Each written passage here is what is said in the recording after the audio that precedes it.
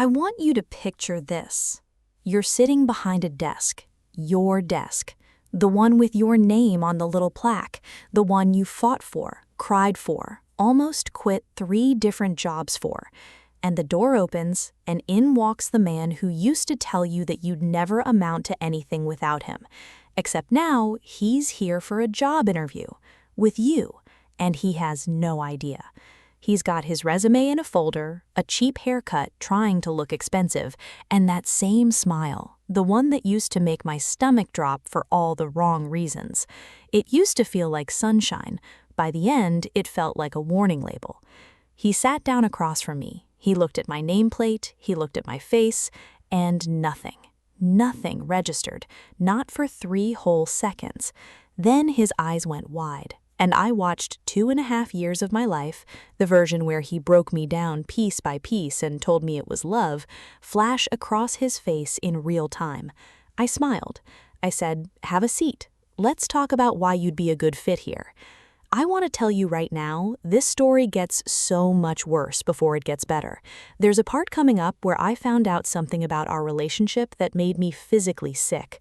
There's a part where I had to sit in a bathroom stall at 2 a.m. just to breathe. And there's a part, my favorite part, where karma didn't just knock on his door, it filed a formal complaint. Stick with me, because by the end of this, you are going to want to stand up and cheer. Hey! Welcome back to Karma Workplace. If you're new here, this is the channel where I tell you true stories about people who thought they'd gotten away with something until life circled back with the receipts. I'm going to walk you through everything: the relationship, the lies, the breakup that nearly destroyed me, and then, years later, the moment fate handed me the single most satisfying plot twist of my entire life. Before we get into it, if you haven't already, hit that subscribe button. I promise you, this story has twists you will not see coming, and I don't want you to miss the next one when it drops. Also, fair warning, this gets so much worse before it gets better. There's a scene in the middle of this story that still makes my hands shake a little when I think about it, so buckle up. Let's start from the beginning, because to understand how satisfying the ending is, you need to understand exactly how much I lost first. My name doesn't matter for this story. Let's just say I'm the narrator, and the man I'm about to tell you about, I'm going to call him Derek. Not his real name, obviously, but close enough in spirit that if he's watching this somehow, he'll know exactly who I'm talking about. I met Derek 9 years ago, back when I was 24 and still believed that if someone said "I love you" enough times, it had to be true. We met at a mutual friend's birthday party. He was charming in that effortless way, the kind of charm that makes you feel like you're the only person in the room. He remembered small details about me. He laughed at my jokes like they were the funniest things he'd ever heard. He texted "good morning" every single day for the first 6 months. I was hooked before I even knew what was happening. Looking back now, I can see it so clearly, how fast it all moved. We were official within 3 weeks. He was talking about our future within 2 months. He told me I was different from every other girl he dated within 6 weeks, and at the time I felt so special. Now I know that's not a compliment, that's a script. The first red flag came about 4 months in, and I didn't even clock it as a red flag. I thought it was sweet. I went out for drinks with 2 coworkers after a long week. Nothing crazy, just cocktails and gossip at a wine bar near my office. I got home around 10, and Derek was sitting on my couch, arms crossed, jaw tight. "Who were you with?" he asked. I told him. He nodded slowly, like he was processing something much bigger than the truth I'd just given him. "It's just, I texted you like 6 times, he said. "I was worried something happened to you." I checked my phone, 2 texts, not 6. I remember feeling confused, but I brushed it off. I told myself he just really cared. I told myself that a man who worries about you that much must really love you. I didn't yet understand that worry and control can wear the exact same outfit.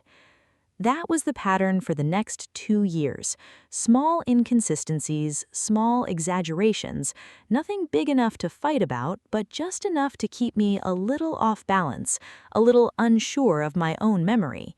He started commenting on my clothes, always with a compliment wrapped around a correction. "You look so good in that dress, way better than the tight stuff you used to wear." Before we got together, I heard compliment.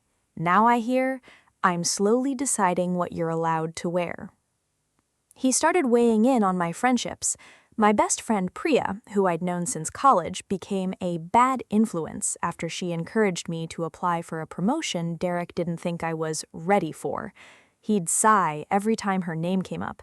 Eventually, I just stopped bringing her up, stopped seeing her as much. I told myself I was just busy.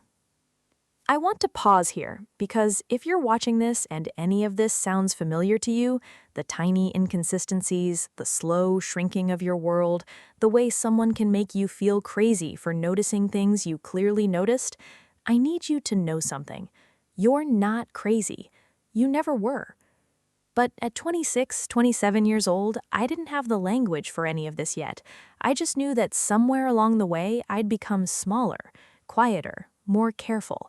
I edited myself before I spoke, ran my plans by him before I made them, apologized first in every argument even when I couldn't quite figure out what I'd done wrong. There were good moments too, and I think that's actually the most dangerous part of a relationship like this. If it was all bad, you'd leave immediately, but it wasn't all bad. He'd surprise me with my favorite takeout after a rough day. He'd hold my hand in public like he was proud to be with me. He cried once, genuinely cried when his dad was in the hospital, and I held him and thought, this is a man with a soft heart. The good moments were real. That's what made the bad moments so confusing. By year 3, I'd started noticing something new. He was ambitious in a way that made me uneasy. Not ambitious like, I want to build a good career. Ambitious like, everything was a stepping stone, including people. He worked in sales at a mid-sized marketing firm, and he talked about his coworkers the way a chess player talks about pieces on a board. This one was useful for now. That one was dead weight, honestly, I don't know why they keep her. His manager was either a genius I need to impress or an idiot standing in my way, depending on the week. I remember asking him once, half joking, "Do you ever just like people for who they are, not what they can do for you?" He laughed and said, "Babe, that's naive. Everybody's using everybody. I'm just honest about it." I laughed too, because I didn't know what else to do, but something in me went quiet and cold in that moment. A little warning light flickered on, and I ignored it, because I loved him, and because, by then, 3 years in, leaving felt like it would cost more than staying. That's the thing nobody tells you about relationships like this. The exit gets more expensive every single day you don't take it. There's one more moment from this era I need to tell you about, because it's going to matter a lot later in this story, so file it away.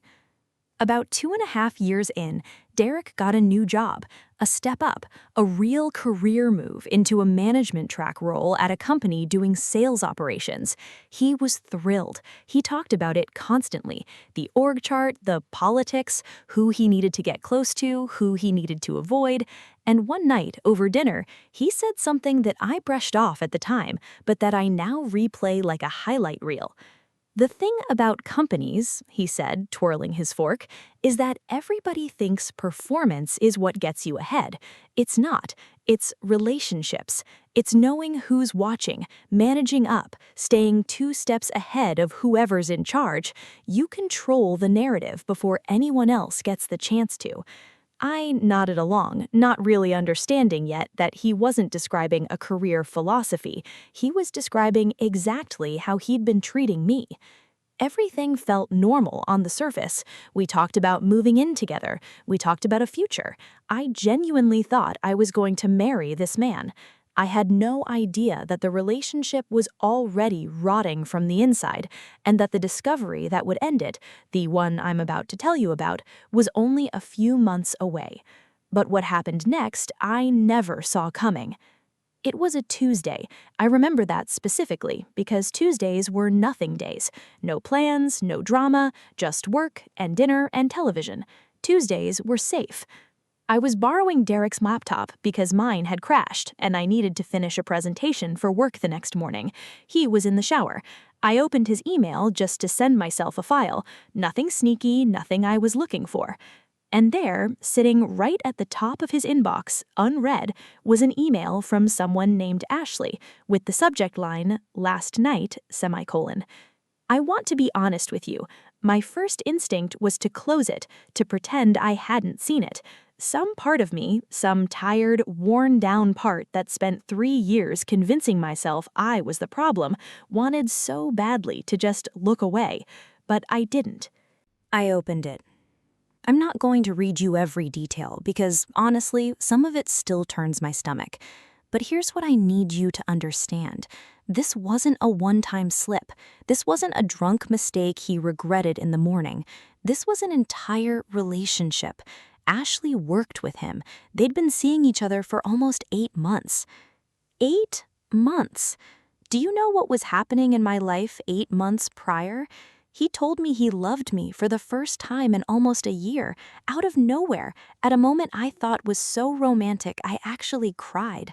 I found out later, much later, that he said it the same week Ashley told him she needed to know where they stood.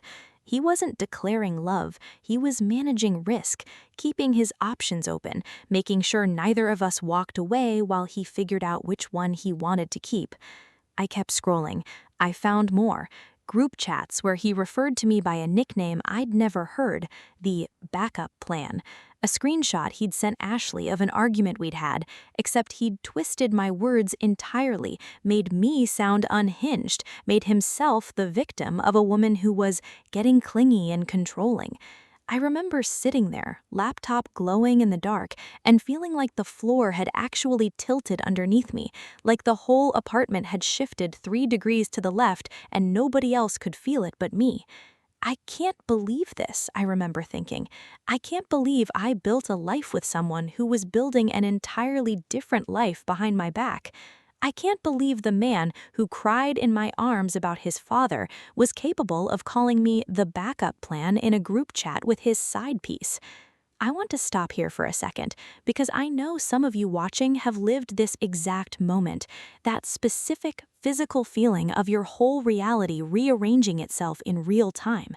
If you felt that, I am so sorry, and I promise you it does get better, but right now, in this story, it was about to get so much worse. The shower turned off. I had maybe 90 seconds before he walked out. I didn't scream, I didn't cry, not yet. I sat very still and I did something that I now think saved me, though I didn't know it at the time. I took pictures. Every screen, every message, every timestamp. My hands were shaking so badly the first few photos came out blurry, but I forced myself to slow down and get clean shots. When he came out of the bathroom in his towel, I was sitting on the edge of the bed holding his laptop, and I just looked at him. He knew immediately. I watched his face do this strange thing, this fast recalibration like a computer running through possible responses. Deny, deflect, cry, attack. I watched him choose. He chose attack. "Why are you going through my stuff?" he said. "This is such an invasion of privacy. This is exactly the kind of controlling behavior I've been dealing with." I actually laughed. It came out of me before I could stop it, this sharp, disbelieving bark of a laugh, because I couldn't believe what I was hearing.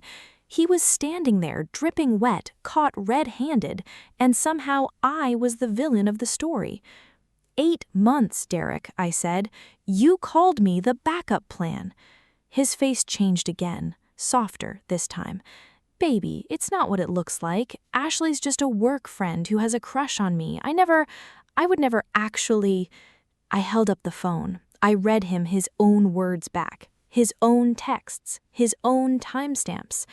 I want to tell you about the next 20 minutes, because I think it's the part of this story that most people relate to the hardest. He didn't apologize, not really. He cycled through every manipulation tactic I'd absorbed over 3 years without even realizing I'd absorbed them, and for the first time I watched them happen from the outside, like I was seeing the machinery of the whole thing laid bare. He tried minimizing. It was barely anything. We barely even... He tried blame shifting. If you'd been more present the last few months, maybe I wouldn't have needed... He tried the tears. Actual, real tears, the kind I used to believe meant something. And when none of that worked, he tried the thing that had worked on me for years. He tried making me doubt what I literally just read with my own eyes. You're twisting this. You always do this. You take one thing and blow it into this whole narrative in your head. And here's the thing. Here's the moment I actually credit with saving the rest of my life. I looked down at the screenshots still glowing on the laptop in my lap. Real, time-stamped, undeniable. And I realized I have proof. I don't have to argue with his version of reality anymore. I have the actual truth in my hands in writing. For the first time in 3 years, I didn't doubt myself, not for 1 second. "Get out," I said. "This is my apartment too. It's my name on the lease, Derek. Get out tonight or I'm calling Ashley, your manager, and anyone else whose number I can find in this inbox." He left. He grabbed a duffel bag of clothes and he left. And he slammed the door so hard a picture frame fell off the wall in the hallway. I sat down on the floor of my own apartment and I cried until I physically couldn't anymore. Not because I missed him, not in that moment. I cried because I mourned the version of myself who believed him, the version of myself who apologized first in every fight, who shrank herself smaller and smaller to fit into the space he'd made for her. I cried for her. And then somewhere around 3 a.m., sitting on that floor, something in me shifted.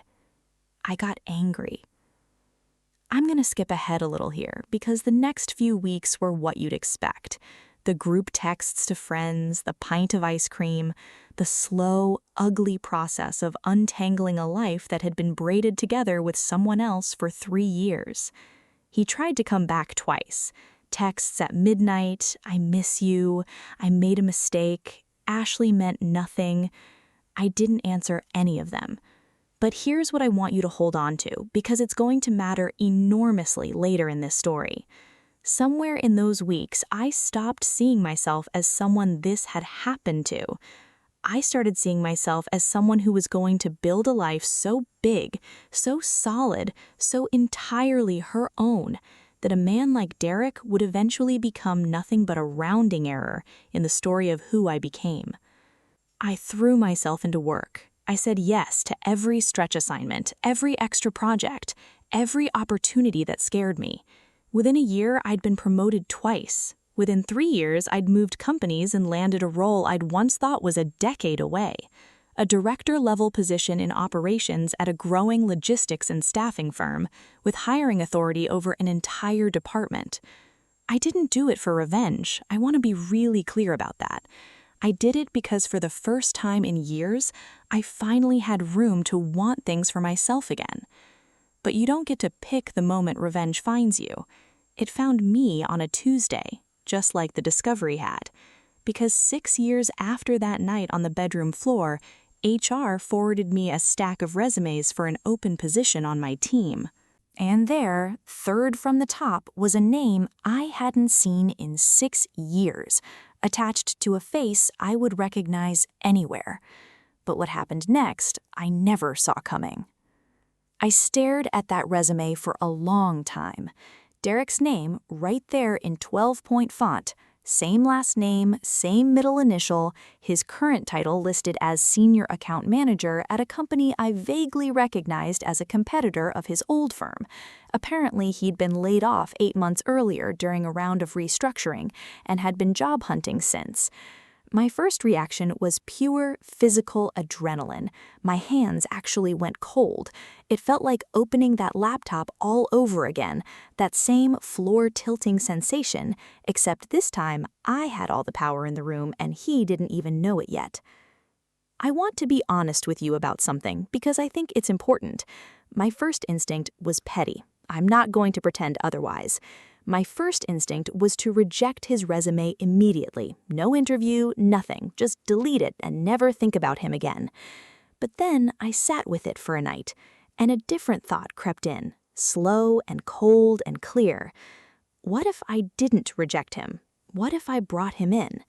Now, before you think this turns into something illegal or cruel, it doesn't. I want to be really clear about that up front, because I built this plan very deliberately around one rule. Everything I did from this point forward had to be something I could stand behind in broad daylight. Nothing sneaky, nothing that would get me fired, sued, or ashamed of myself. If I was going to do this, I was going to do it clean. Here's what I actually knew sitting there that night with his resume glowing on my laptop screen.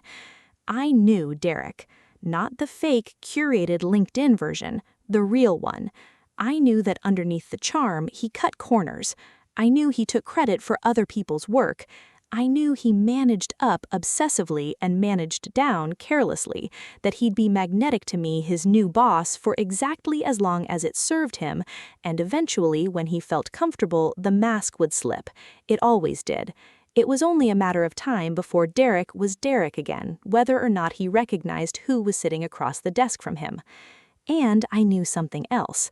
I knew that if I hired him under normal circumstances, documented everything by the book, treated him with total professional fairness, and simply let him be who he actually was, with no manipulation tactics working on me anymore because I could see every single one coming from a mile away, he would eventually do the work of destroying his own credibility.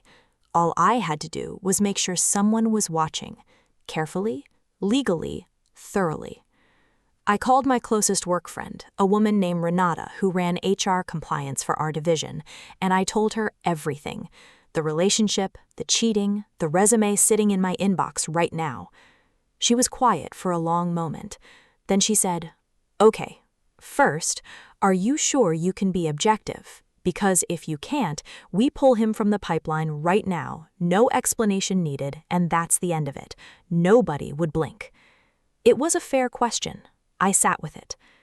I can be more than objective, I told her. I can be perfectly fair. That's the whole point. I'm not going to do anything to him. I'm just going to stop doing the thing I used to do, which was cover for him. I'm going to document everything, by the book, and if he's actually changed, if he's actually good at this job and treats people with respect, genuinely, I'll be glad. I'm not trying to frame an innocent man. And if he hasn't, then for once in his life, somebody's going to actually see it in writing. Renata and I built a plan together over the next 2 weeks, and I want to walk you through it because I think this is the part a lot of you have been waiting for. Step 1, full transparency internally. I disclosed to Renata and to my own manager that I had a significant prior personal relationship with a candidate in our pipeline. This is standard conflict of interest protocol at basically every company with a functioning HR department, and I followed it to the letter. My manager made the call, not me, on whether Derek could proceed in the process and whether I could be involved in his interview or supervise him if hired. It would have been so easy to hide this and just quietly pull strings. I didn't. I wanted this clean from day one. Step 2, and this is the part that still makes me smile, my manager decided, after reviewing everything, that there was no legal or ethical reason to block Derek from interviewing.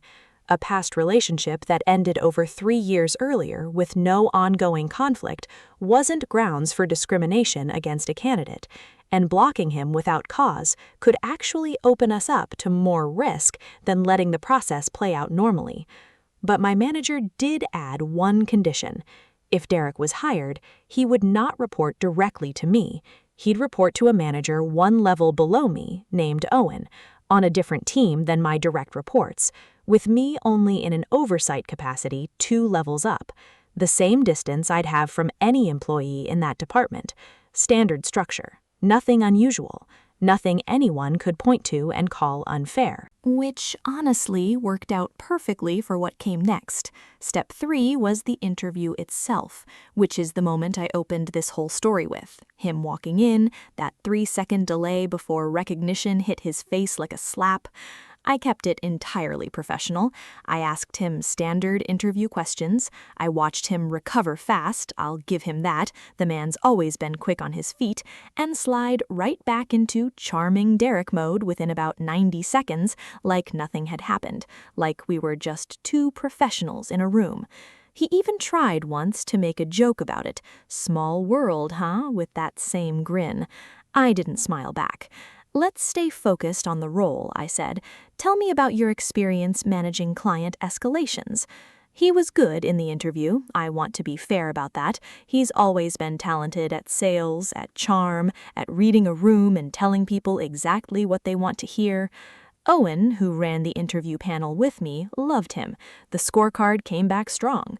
On paper, ignoring everything I knew, he was genuinely a good hire. That was actually the hardest part of this whole plan for me emotionally, sitting there and watching him be good at something, watching the version of him that used to make me feel like I'd won the lottery. I'll tell you something that surprised me. I actually considered, for about 2 days, quietly killing the whole thing, just recusing myself entirely, letting him get hired or not hired with zero involvement from me, and moving on with my life.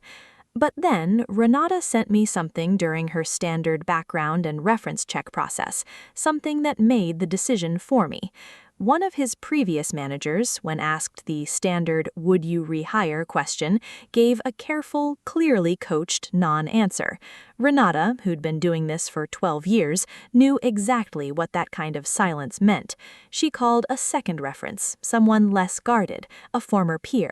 And that's when we learned Derek hadn't just been laid off in a routine restructuring, like his resume implied. He'd been let go 3 weeks after an internal investigation into inflated sales numbers and a pattern of taking credit for a junior teammate's client relationships. An investigation that concluded with a warning on his file, but not a termination, until the company decided the entire division needed downsizing and used the restructuring as convenient cover to let him go without a messy public dispute. I sat there reading that summary and felt something settle in my chest. Not surprise, recognition. This wasn't a story about an innocent ex walking into an unfortunate coincidence. This was Derek being Derek in every single room he'd ever walked into. We hired him anyway. I know how that sounds. Let me explain, because this is the crux of the whole plan, and it's the part I'm proudest of. We hired him with full knowledge, full documentation of the concerns, and a very specific onboarding structure that Owen, his direct manager, implemented as standard practice for every new hire on his team, not something invented specifically for Derek. Clear goals, written expectations, regular one-on-ones, a shared client attribution tracking system that had actually been rolled out company-wide the year before, specifically because credit stealing had been an ongoing headache across departments, long before Derek ever applied. In other words, I didn't build a trap. I just made sure that the systems already in place, the fair, boring, everyday systems that most people never think twice about, would actually be followed, instead of quietly ignored the way they so often are for charming, high-performing men who talk a good game in meetings. For once, somebody was going to actually watch. There was one more piece of the plan, and it was entirely personal, nothing to do with HR or performance systems. I decided that I was never going to bring up our past, never going to mention Ashley, never going to reference anything from those 3 years. I was going to be so relentlessly, flawlessly professional that if he tried, even once, to use our history to manipulate a situation in his favor, it would look exactly as inappropriate and unhinged as it actually was. I was betting on the fact that Derek couldn't help himself, that somewhere in the first few months, he'd try to use what he knew about me, our shared history, as leverage. A joke in a meeting, a comment implying familiarity he had no right to, something. I was betting that the old Derek, the real Derek, would eventually show up to work. I was right, but even I didn't see how far it would go. He started on a Monday, 4 weeks after that first interview. I remember watching him from my office window as he walked into the building that morning, laptop bag over his shoulder, coffee in hand, completely unaware that every single person on his new team had a shared drive folder, quietly set up by Owen at my suggestion, standard practice for any new hire in a client-facing role that would track deliverables, client attribution, and performance notes from day one. He thought he was walking into a fresh start. He had no idea he was walking into the one workplace on Earth where somebody actually knew exactly who he was. But what happened next, I never saw coming. The first 6 weeks were almost boring. I want to be honest about that, because revenge stories always make it sound like the villain trips over themselves on day one. Real life doesn't work that fast. Derek was, by every account, a decent employee at first. He hit his numbers. He was pleasant with the team. Owen's early notes were mostly positive, if a little generic. Personable, confident presenter, still learning our client systems. I watched from a distance, and honestly, part of me wondered if I'd been wrong, if maybe 6 years and a layoff and some hard lessons had actually changed him. Then, around week 7, the first crack appeared. There was a client account, a mid-sized regional distributor that had originally been assigned jointly to Derek and a woman on his team named Priyanka. Priyanka had done most of the actual relationship building. She'd flown out for the initial site visit, built the onboarding materials, and handled the first 2 months of communication while Derek was still ramping up. In a team meeting, when the client renewed their contract early, a genuine win, Derek stood up and gave a full recap of his strategy for landing the account. He didn't mention Priyanka once, not one time, in a 5-minute presentation about an account she'd built almost single-handedly. I wasn't in that meeting. I heard about it from Owen the next day in our regular one-on-one, completely unprompted. He brought it up because it bothered him, not because he knew anything about my history with Derek. "It's a small thing," Owen said, "but it rubbed me the wrong way. Priyanka looked like she wanted to sink into the floor." I nodded, kept my face neutral, and asked him a simple question. "Do we have the account records? Timestamps on who did what?" "Yeah, everything's in the shared tracker." "Good," I said. "Just keep an eye on that pattern. If it happens again, document it." It happened again. And again. Within 2 months, there was a written pattern, dates, meeting notes, 3 separate instances where Derek had claimed sole credit for work that the shared tracker clearly showed was collaborative, or in one case, almost entirely someone else's. Owen, to his credit, handled it exactly the way a good manager should: a private conversation, a clear expectation reset, and a note in Derek's file. Not punitive, just honest. Derek's response to that conversation is the part where things really started to unravel. He didn't take the feedback well. Instead of adjusting, he did something I recognized immediately because I'd lived through 100 smaller versions of it myself. He tried to go around Owen. He requested a meeting with me directly, completely inappropriate, skipping his own manager, but he framed it as wanting to build a relationship with senior leadership, which, on paper, HR couldn't really block. I agreed to the meeting, with Renata sitting in, because I wasn't about to be alone in a room with him and give him any opportunity to claim later that I'd said something I hadn't. He came in with that same old charm turned up to 11, talked about aligning on strategy, talked about how much he valued our history, his exact words, with a little smile like it was a card he was pulling out of his sleeve, and how he hoped that could translate into a strong working relationship going forward. I let him finish. Then I said, very calmly, "I want to be really clear with you, Derek.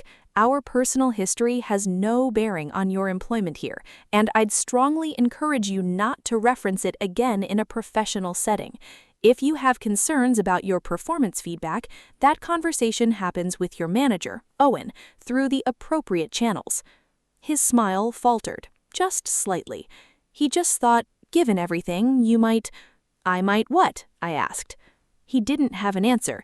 Renata wrote 3 lines of notes in that meeting, and I watched Derek clock for the very first time that the woman across the desk from him was not the same person who used to apologize first in every fight.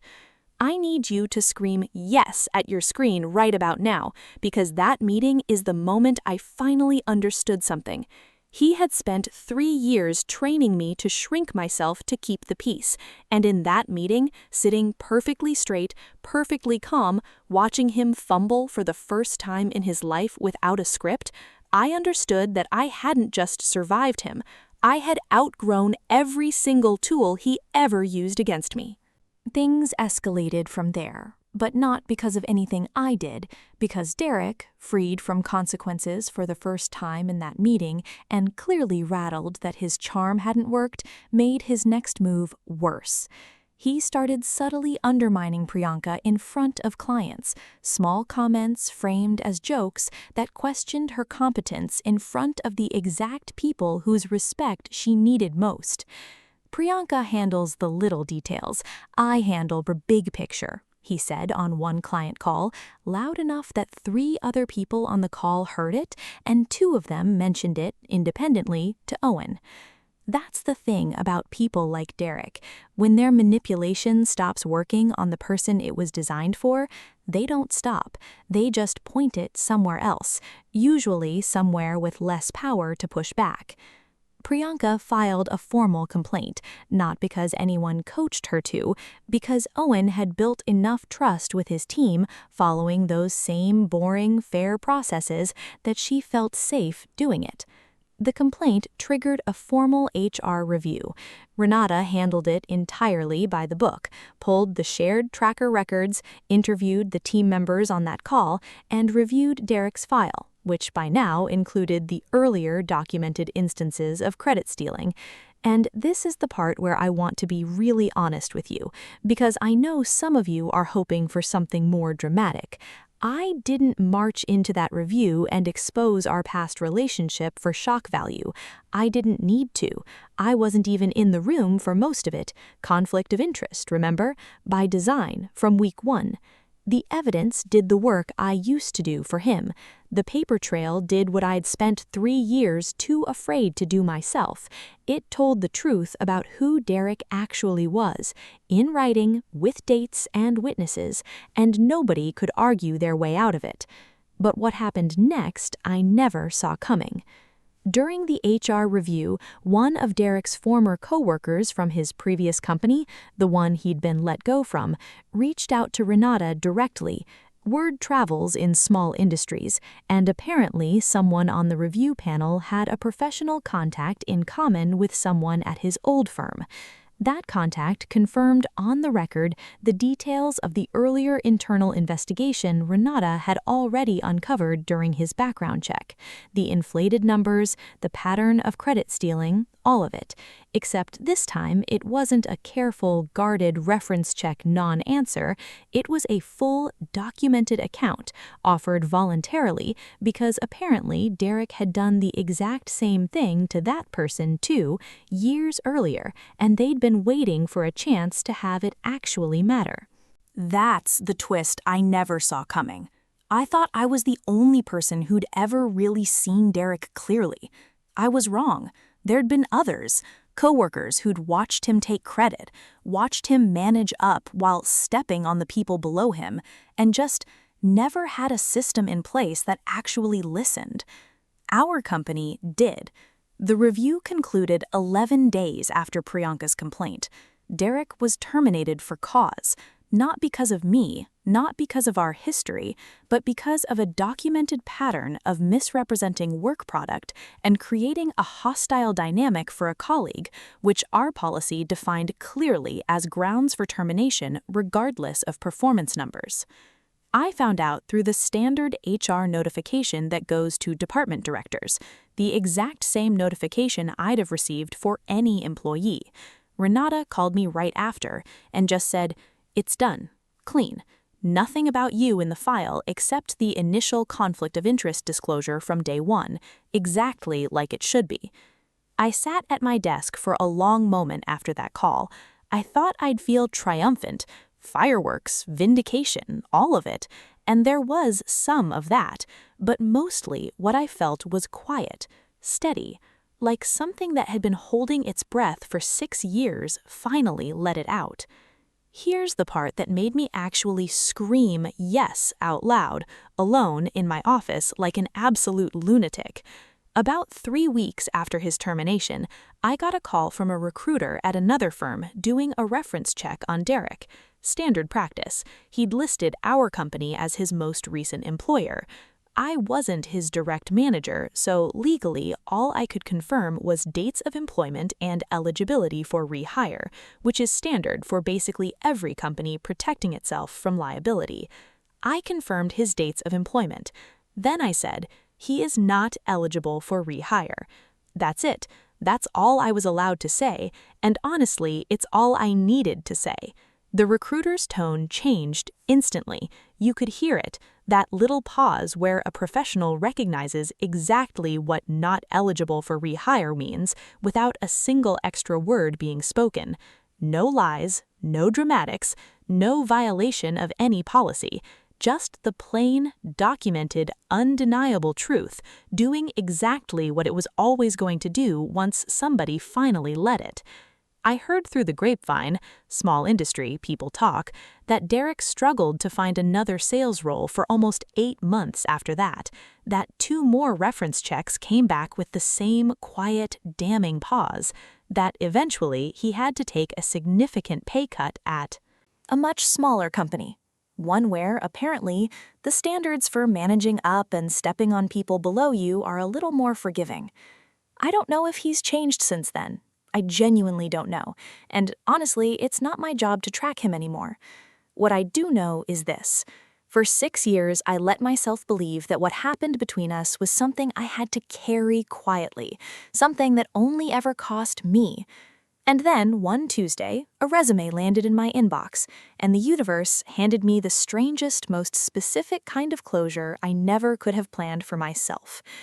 I didn't destroy him. I want to be really clear about that, because that was never the goal. I just finally let the truth do what it should have done 6 years earlier, speak for itself in a room where someone was actually listening. Looking back on all of it now, the relationship, the discovery on that bedroom floor, the 6 years of rebuilding, and that impossible, almost cinematic moment when he sat down across from me for a job interview, here's what I've come to understand. Karma isn't always loud. It doesn't always look like the dramatic confrontation you picture in your head at 2 a.m. when you can't sleep. Sometimes karma just looks like a well-run HR department. Sometimes it looks like a shared tracking spreadsheet nobody thought twice about. Sometimes it looks like a woman who finally stopped covering for someone and simply let the paper trail tell the truth. If you're going through something like this right now, if you're the version of me sitting on the bathroom floor at 2 a.m. wondering if you're crazy for noticing what you're noticing, I want you to hear this clearly. You are not crazy. The inconsistencies you're clocking are real. The way you've shrunk yourself to keep the peace is real, and it is not your fault, and it is not permanent. You get to build a life so big that the person who hurt you eventually becomes nothing but a footnote in it. I promise you, mine did. I'd love to know if you'd been sitting behind that desk, if your toxic ex walked in for a job interview with absolutely no idea it was you on the other side of the table. What would you have done? Would you have hired him? Rejected him on the spot? I want to hear it in the comments. Seriously, some of the ideas people come up with are wilder than anything I actually did. If this story hit you the way I hoped it did, do me a favor and hit that subscribe button because I've got more stories just like this one coming. And trust me, some of them get even wilder than this. Thank you for sitting with me through this whole thing. I'll see you in the next one.